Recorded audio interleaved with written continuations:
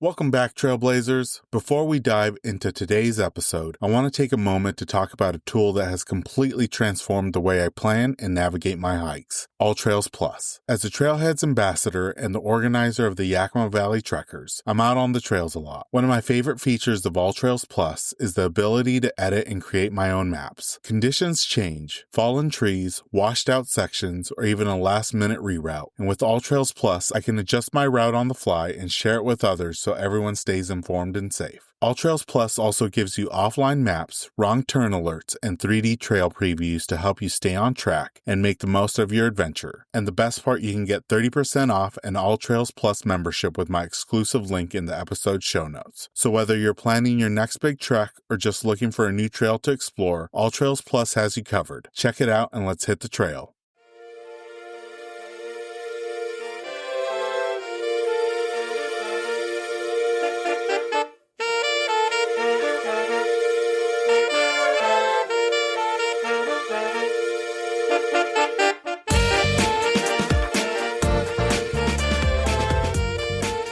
Welcome to Season 14 of the Hikes and Mikes podcast. I'm your host, Ivan, and each week we're hitting the trails through conversations with extraordinary hikers from across the United States and beyond. Spring has a way of pulling us back out there. Muddy boots, wildflowers pushing through the thaw, and trails that feel brand new, even when we've walked them 100 times before. There's something electric about this season, when the days stretch longer, the snowpack starts its slow retreat, and the mountains finally say, "Come on up." This season, I've had the privilege of sitting down with hikers whose stories carry the same sense of renewal, of fresh starts, new summits, and the kind of momentum that only comes when you've been waiting all winter to lace up and go. From early season ridge walks and creek crossings swollen with snowmelt to the quiet joy of watching the landscape wake up mile by mile, the voices you'll hear this season remind us that the trail is always calling. You just have to answer. So shake off the cabin fever, air out the pack, and get ready. Season 14 is here, and the conversations ahead are as alive, layered, and full of possibility as a Pacific Northwest spring.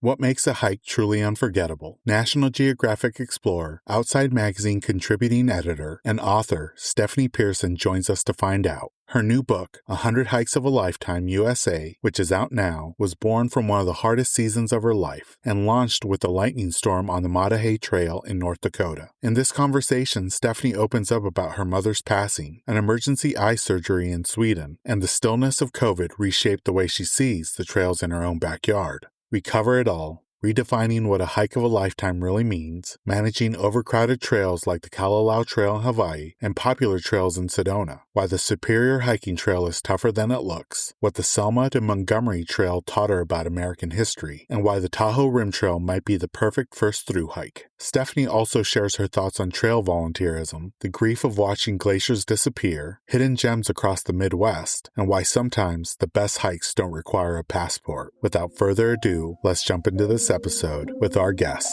Stephanie Pearson.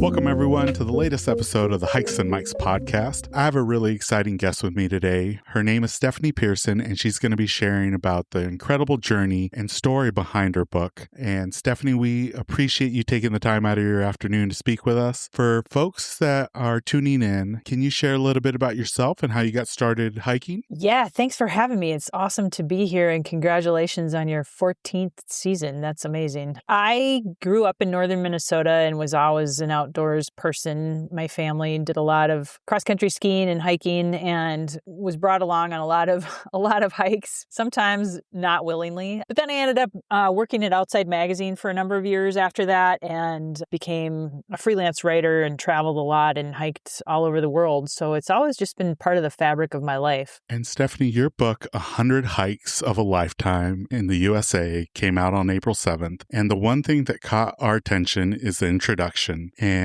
your introduction drops us right into the Maah Daah Hey Trail in North Dakota with a lightning storm, a John Muir quote, your partner Brian there with you. Can you take us back to that moment? Why did that feel like the right way to open the book? Well, I was asked to write the book in about March of 2024, and it coincided with the death of my mother. And so it took me a while to actually get out on the trail and start hiking. And so it was a lot of things leading up to my research trip. And so that seemed to be this harmonic convergence of events. We got out on the trail. The first signpost I saw while reporting this book was the John Muir quote. And then we hiked up to the top of this ridgeline, and we couldn't see the top of the ridge. So we didn't see the storm coming in, and there was lightning, on top of us. And so we really didn't have a way to get down other than to run the way that we came, which was the way that the storm was following us. So it was quite an opening to reporting this book, and it just seemed like a natural way to start the book.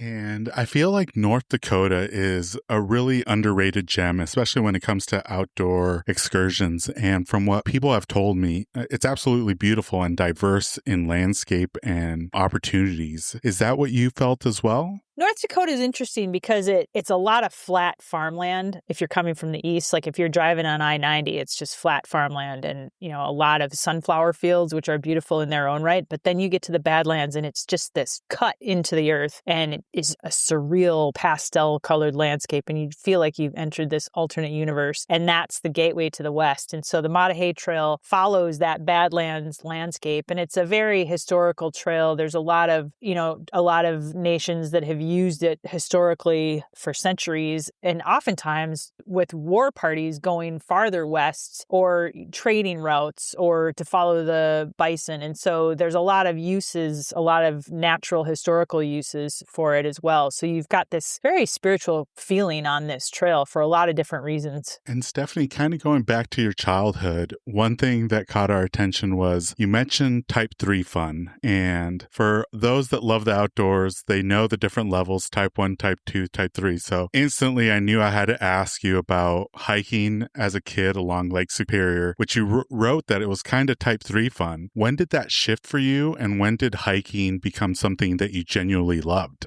I think I always loved hiking, but in my family, I had 4 siblings and 2 very energetic parents, and the outdoors was not really an option. It was such a part of our life, such a part of my parents' life. So for that reason, some Sundays, for example, I might not want to go outside, especially in the winter because it was freezing cold. But with that many kids and that much frenetic energy, my parents knew that they had to get us out or we would all be bouncing off the walls. And so it was really just a part of our lives and a way to get us out. And this was really before exercise was that big of a deal. And so I wasn't often doing what my friends were doing. So sometimes it felt like it wasn't fun. But the older I got, the more I understood that this was really special and I loved doing it. And I would say that transition took place probably in high school and college when I started choosing for myself what I wanted to do on weekends.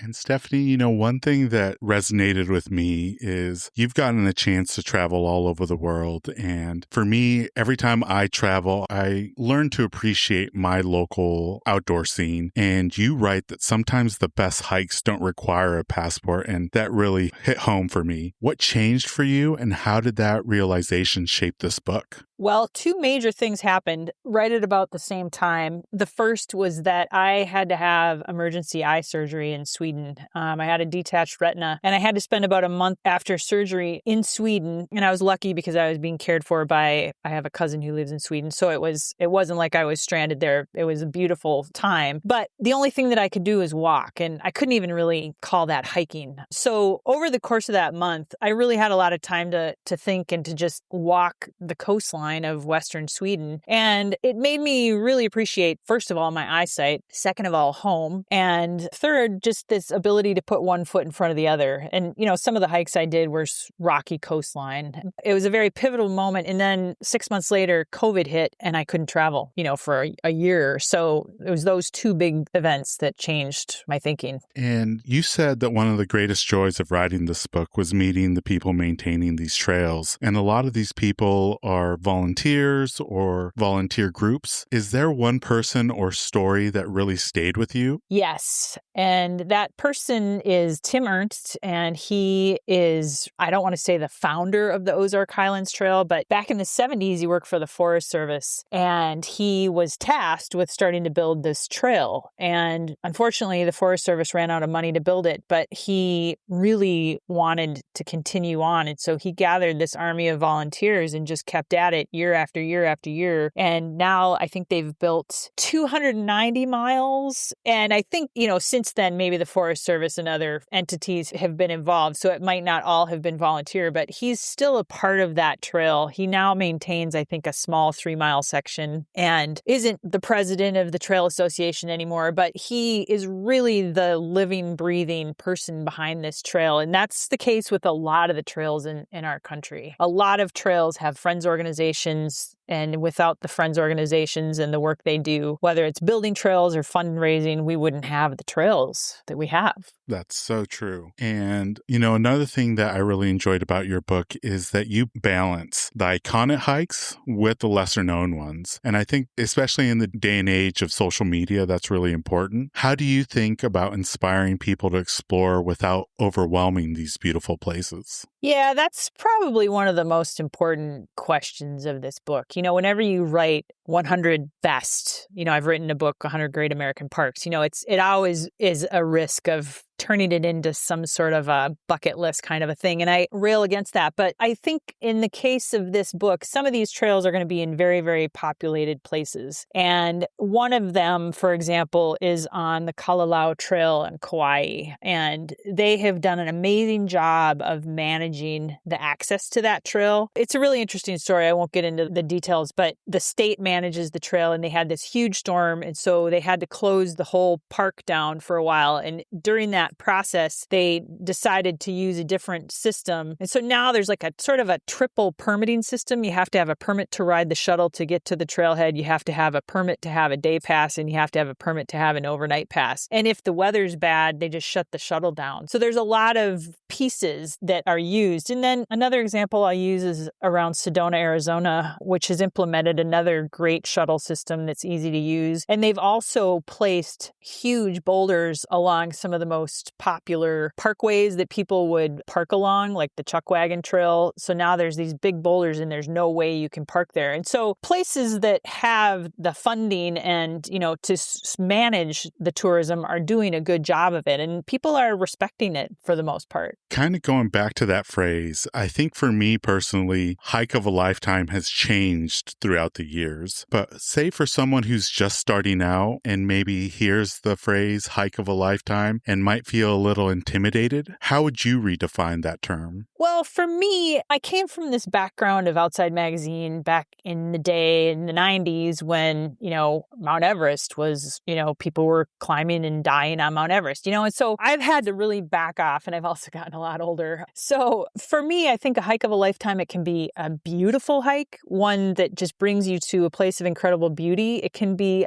a place that brings you to a cultural touch point that is important to your own heritage and history. It can be a hard hike. It can be summiting a 13er in Colorado or a 14er in Colorado or the highest point in your state. So I think it's important for people to just back off of their comparisons of other people and just really think about what is a meaningful hike to you, and then really start trying to plan that to do that hike. I think especially with social media, it's easy to compare one's achievements with other hikers, but you gotta just find what brings you joy, whether it's summits, it could be waterfalls, it could be covered trails, but find what brings you peace and what brings you joy. I love that. Now, for those that are just starting off, Stephanie, what are a few underrated factors that they should consider when choosing their next trail? Well, I think it's important to be honest about your ability level. I think sometimes I tend to think that I can hike 15 miles and,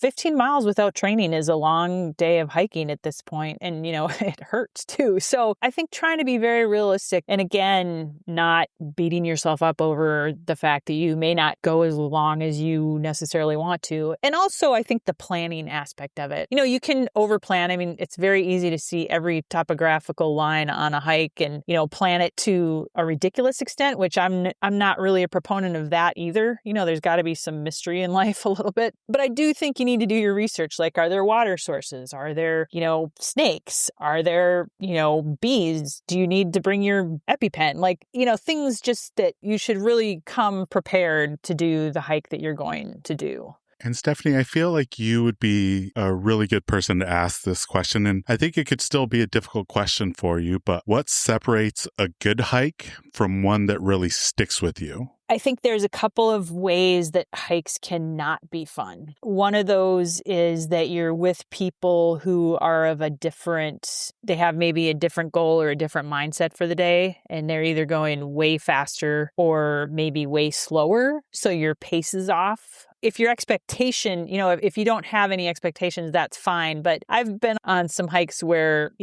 I've been with my siblings perhaps, and, I haven't been able to keep up, and that's not really a fun hike for me. But also, I would say that weather can really throw some wrenches into things. Like the Maah Daah Hey Trail hike, that can be scary. And I've been I lived in Colorado for a short time, and I lived in New Mexico for a long time. And both of those places can get scary on, at high altitude because of lightning storms, especially in the summer. And I've also hiked at really high altitude where your body can physiologically do crazy things that you have no idea until you're up at that altitude. So those are some of the times that have been more challenging to me, I guess I'll say. Yeah, those monsoon storms in the Southwest are no joke. Now, I'm based out of Washington State here in the Pacific Northwest, and you included some pretty epic trails that I think anybody in the Pacific Northwest or even in the U.S. has on their bucket list. And the first one I wanted to ask you was the Wonderland Trail around Mount Rainier, a place a lot of our community here feels deeply connected to. What did you find most surprising or maybe underappreciated about that trail? Well, I love the Wonderland Trail because it's not about, it is about going up because there's a lot of elevation, but it's not about going to the summit. It's about appreciating the mountain,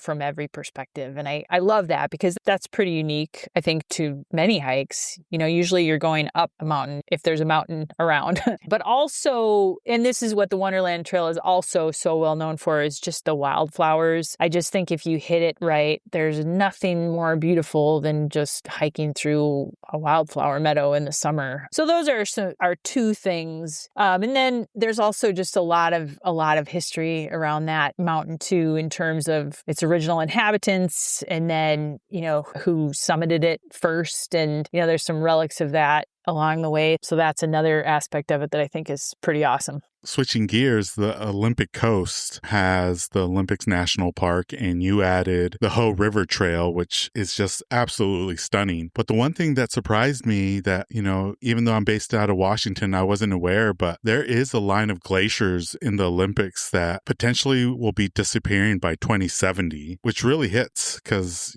that's not too far from now. How do you hold that kind of grief while also riding something that celebrates these places? I'm in northern Minnesota right now. We're going through a very tough time in terms of some public lands issues in the Boundary Waters Canoe Area Wilderness, which is where one of these trails goes through, the border trail in Minnesota. And I just want to clearly state that you are correct that there's a grief process, and that's so real. And it's hard, because you need to feel the joy and be out there and do these things. But there's always this existential feeling that, these things are disappearing, for a lot of reasons. And it's hard to maintain that dichotomy or that cognitive dissonance, I guess you could call it. And that's a good question. If anybody knows how to do that better than me, because oftentimes I do sometimes get overwhelmed by the grief. One thing that your book definitely did for me is it added so many more pins on my Google Maps of places I need to put on the list. And I feel like for hikers, especially in their home state, who have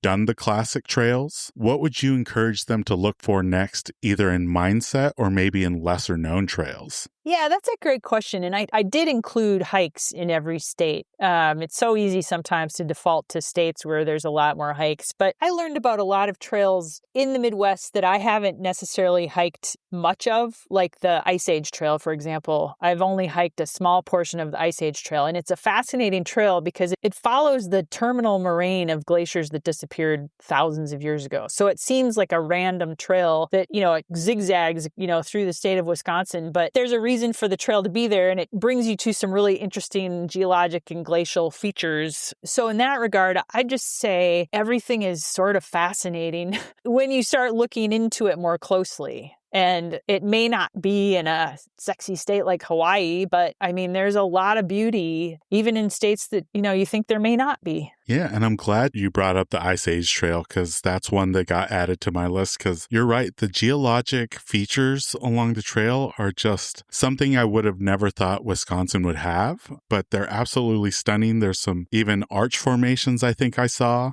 which is absolutely incredible. So definitely if folks haven't heard about the Ice Age Trail, add it to your list, do some research because it definitely is a hidden gem. Now, Stephanie, another thing that you did is you didn't shy away from risk in the book, whether it's Half Dome or the Lost Coast Trail. How do you strike that balance between being honest about danger while still inviting people in? Well, I think for me personally, with the book, I wanted to include all levels. So, just from a writing perspective, I wanted to include some trails that would be very challenging, even to, pretty experienced hikers. But at the same time, I think, Half Dome is a risk just because it's such a crapshoot, really. It depends on how many people are. It's sort of like a miniature, Mount Everest summit. There's a lot of people ahead of you. The weather can go badly, so there's a lot out of your control. So I think, I don't know if you can ever really prepare for that other than check the weather pretty carefully and just sort of stay in your zone and, know when to go down if you need to go down. And again, I would say just know your limitations, and sometimes you push it and then you have the best day of your life. And I'm definitely not opposed to that, but, just try to listen to yourself really. And if you can't summit that day, then don't do it. That brings up a follow-up question. Is there a hike in the book that people consistently misunderstand, maybe in terms of what it actually demands? I think I'm going to default to the Superior Hiking Trail in my own backyard. It's literally in my own backyard. I can access it 100 yards from me right now. But it's in northern Minnesota, and it follows the north shore of Lake Superior. It's 300 miles, and there's a really popular ultra run along it. And I'm not an ultra runner, but from what I've heard, it's a really tough run because it's a rugged trail, and it also has a lot of relief. So it's a lot of fast up and downs. And so I would say, because it's not high altitude, I think the highest level is maybe 12 to 1,400 feet, but you go up through all these river valleys and down and up and down, and it's, rocky terrain and rooted terrain. And so I would say that it's a Midwestern trail that people might not think is tough, but it is tough. And then I would just add to that, there's a lot of East Coast trails that have sort of that similar profile, but are even higher altitude. So I think there's a lot of really tough trails out on the East Coast that maybe perhaps are underrated, but are also sort of known to be really tough trails. Oh, for sure. I feel like the East Coast didn't believe in switchbacks. It's just straight up to some of those summits. Yeah. Now, Stephanie, your book also includes trails with difficult histories, like those connected to the Trail of Tears. Why was it important to include those stories alongside the scenic ones? Yeah, this is like an American book, and we have a history of a lot of struggle in the United States, and trails themselves have become very much a part of that historical struggle. And so it just makes a lot of sense to include trails like the Trail of Tears because it was a literal pathway that was very painful for a lot of people. And so I didn't want to overlook those parts of, literal trails in our history that brought a lot of pain to people and sometimes redemption too. And I know you've already touched base on this, but I feel like nowadays, especially, there's a constant thread of threats to the trails, whether it's overuse, funding cuts, climate impacts. What do you hope readers do with that awareness after reading your book? Well, I think one thing that I am really aware of is all you can do is really what you can do. Not all of us have a lot of money to give to trail foundations, but we might have a strong back that, will help us. But back to the Superior Hiking Trail, I talked to the executive director and she told me one interesting thing, and that the majority of her volunteers come from Minneapolis, which is, at least 3 hours away. And so they take long weekends to volunteer on this trail. So if you are an avid hiker, I would say, try to look for a place where your volunteerism is needed. It's a great way to give back. And if you like to hike, it's part of hiking, really. Or, try to fundraise or donate money to these organizations as well. And I think there's so many great organizations across the nation that are doing some great work on local trail systems. And I feel like a lot of them, especially right now, are just looking for volunteers. And if you can fundraise for them, that's an added benefit. But sometimes, like you said, you just need a strong back and they'll put you to work to keep these trails accessible to folks. Our community is really centered on hiking as a way to bring people together. What role has community played in your own experience with the outdoors? It started with my family, and it's also been my extended family. But then my workplace was also a community of outdoors people for a long time. So I've always had an outdoor component to really all the work that I've had. And now it's funny because I tend to try to squeeze in exercise when I can do it, which sometimes means that I'm not doing it with a large community. But I do think that that's great and really important, especially for people who may not be comfortable, being out in the woods by themselves. And there's a lot of reasons not to be, so. Now, this is going to be a tough question because I feel like after researching 100 hikes across the country, is there a region or maybe a type of trail that now has your heart more than it did before? I would say, I love the West. I always sort of go west for everything, but I'm so intrigued by, for example, North Carolina's Mountains to Sea Trail because it traverses an entire state that is so beautiful and so diverse. So that intrigues me. I'm intrigued by the Buckeye Trail in Ohio. It circles the whole state. And I just would not know what to expect on a trail like that. I've never been to the state of Ohio, in fact. So I would be very interested in doing a trail like that. I guess I can't say a region has piqued my interest or taken my heart, but just, I'm curious about different places now that I haven't been, the ones that I haven't done in the book anyway. And maybe as a follow-up, like for someone who's listening that's looking on maybe taking a bigger hiking adventure on this summer, what's one hike from your book that you might point them as maybe as a starting point? And can you kind of share why? Yeah, that's a great question too. Like if you're an aspiring through hiker, one of the trails that is maybe a good starter trail in the West is the Tahoe Rim Trail. And the reason I say that, and it's populated, and I won't deny that, but there are a lot of accessible points along it. So if you get into it and you decide that for whatever reason it's just not your thing, there are ways to get off of it pretty easily. But it's also very beautiful.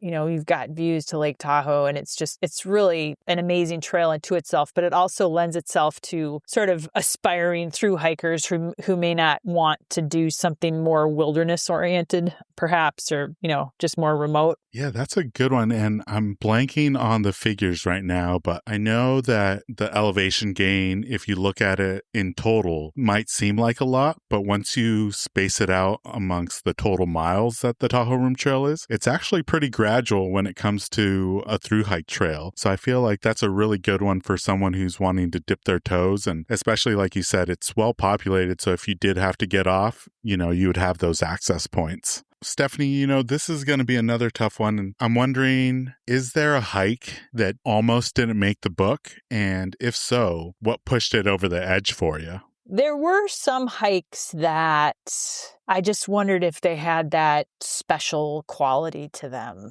And I can't really pinpoint one. Or if they, for example, this is one that is a cultural hike that, it's the Selma to Montgomery National Historic Trail, and it's along a highway, really. So is that a hike that you would replicate as a hike? Not necessarily, but it's a trail that you can follow, and there's 3 visitors centers along the way that tell an amazing story. So that's almost a metaphorical hike in the book. And so that one, I was like, well, should I include that? Because yes, you can walk along the side of a highway, but it might not necessarily, be the same that it was when Martin Luther King Jr. was, leading the way. So I guess that was one that I didn't know if I should include, but I did include it because I think it's such an important historical thing to include, as well as there's 3 visitor centers along the way. So you can pop into those and, hear more about the experience. Oh, yeah. I'm glad you included that one. And Stephanie, can you refresh me? Do you know like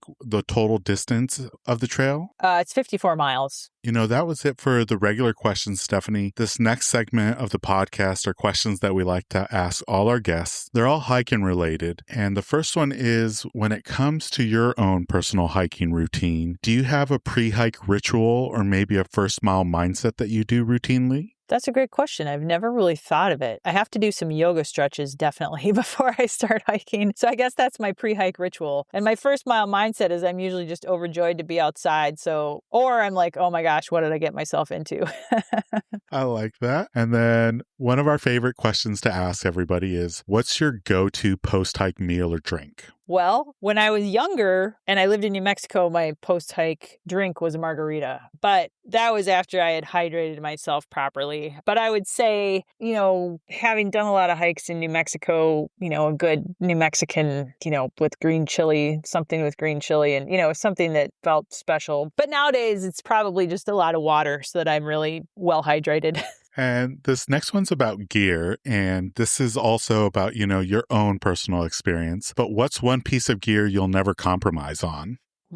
I would say probably coming from where I live now, a good piece of rain gear, something that I know is going to work and is going to keep me dry. I think that's really important in some environments, as well as, my hiking boots. And then on the flip side, and again, this is your own personal experience, but has there been a piece of gear that you've kind of found overrated, or once you tried it, you kind of figured like, oh, this one's not really for me? I hate to say this, but I'm not a real tech person in the outdoors. I definitely think there's a place for spot trackers. I definitely think there's a place for GPS units, but I sort of like if I'm going to be in the wilderness, I need to have a redundant setup like a map and compass and then maybe a GPS unit. But I'm not somebody who has a high altitude watch and, and I know that there's a place for all of those things, but sometimes I just don't trust them, which is probably bad because they're very trustworthy. And then the next one is, have you ever turned around short of a summit or a goal? And what did that teach you?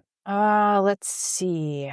Yeah, not one hike is coming to mind. I think, when I was younger, I tended to be the person who would sort of scramble up things despite the lightning storm, which I'm not proud of. But I would say now, like, I'm not a super goal-oriented hiker. I mean, today I'm just thrilled if I can just be out there. And I rarely, unfortunately, at this point in my life, have the time to do a big push. So, yeah. Now, Stephanie, we're recording this in the middle of spring. There's still plenty of hiking left, not just in the spring months, but also coming up here in summer and fall. Is there any hiking or maybe outdoor goals that you have for the remainder of 2026 or anything exciting on the horizon that we should look out for? Well, for me, I'm excited about a couple things. This is sort of funny, but I also like to ride a mountain bike. So I'm excited for the mountain biking season. Crazy thing. I've never been to Bentonville, Arkansas, and I'm excited to just go ride my bike for a little while. But also I wanted to go up to Ontario to do a trail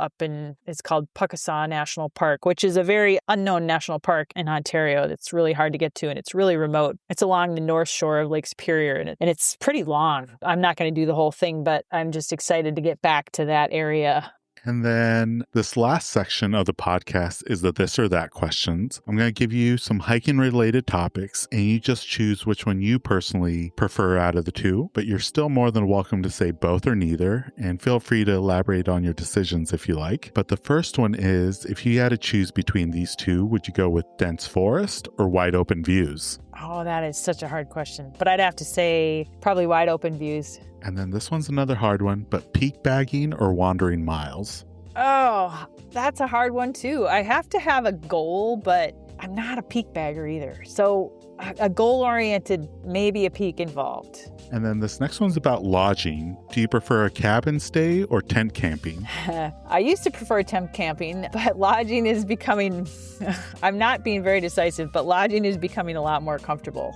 But probably a tent. I'd say a tent, yeah. And then this is probably one of the hardest ones this season, but bug bites or blisters? Definitely bug bites. I can handle bug bites, don't like blisters. And this next one, Stephanie, is one of our most controversial ones for this season. But when it comes to long trails, do you prefer to just take in nature sounds, or do you like to put an earbud in and listen to an audiobook, podcast, or maybe music? I'm pretty definitely on the nature side of that. Yeah, natural sounds. And then when it comes to your footwear, are you wearing trail runners or do you prefer hiking boots? I prefer hiking boots if it's rough terrain. I really like ankle support. And then when it comes to the outsoles, do you have a preference whether it's Vibram or non-Vibram out? I haven't really paid attention, but most of my hiking boots say Vibram on them, so probably Vibram. And then this next one is another tough one, but when it comes to summits, would you rather have a windy summit or a cloudy summit? Oh, that is a tough one. I'm not a fan of wind, but it also makes you feel alive, and then you get the view too. So I'd have to go for wind. And then this next one I think is going to be a tough one for you just because of your background, but national park or hidden gem? Oh, that is a tough one. I have to say hidden gem, probably, but I love national park. Like I haven't been to some of the most iconic national parks because I'm afraid of the crowds, actually. And then I know this one's going to be a tough one because you have both of these in stunning fashion in your neck of the woods, but spring wildflowers or fall colors? I'd say spring wildflowers because I'm so excited for summer to come. And then the last one is, do you prefer type 1, type 2, or type 3 fun? I would say probably type 2 fun, maybe going toward type 1 fun. Well, that was it for the this or that question, Stephanie. For folks that are interested in getting your book, 100 Hikes of a Lifetime in the USA, which is out now, where are some of the places they can pick it up? And where are some places, whether on social media or online, that they can learn more about you and the book? Well, I think the local bookstore that I love is Zenith Bookstore in northern Minnesota, but you can also find it on Amazon and all of the major booksellers. So hopefully you can find it wherever you buy books. And if they wanted to look more for my information, I have a website, stephaniepearson.com. Perfect. And we'll be sure to put the links on the episode show notes for your website, as well as places that they can find and order your book. Stephanie, it has been a blast speaking with you, and can't wait to see what the rest of 2026 has to offer for you. But thank you so much for taking the time out of your evening to speak with us. Thank you, Ivan. This was a fun interview. And that brings us to the end of this episode alongside Stephanie. We extend a heartfelt thanks to her for joining us on the podcast. Be sure to check out her new book, 100 Hikes of a Lifetime USA, now available at local bookstores, Amazon, and major retailers. And for more, be sure to check out the episode show notes. This episode of Hikes and Mics was produced by Jordan Smith. Be sure to follow her adventures on Instagram at jordan.journeys. New episodes will drop every Monday throughout the spring hiking season, with the occasional Friday bonus episode along the way. To make sure you never miss a moment of these inspiring trail stories, hit that follow or subscribe button. Your support truly keeps this community moving forward, one episode at a time. Don't forget to connect with us on Instagram at Hikes and Mics. That's where you'll find behind-the-scenes episode visuals, my own spring hiking adventures, and plenty more to keep that fresh air stoke alive as the season heats up. As we wrap up today's journey, remember, the trails are waking up, the wildflowers are on their way, and there's never been a better time to get out there and explore. So tread those happy trails, soak in the sunshine, and keep chasing what's just around that next bend. Until next time, my fellow hikers, happy hiking. This episode's music was created by Ketsa. Follow along with him on Instagram at Ketsa Music.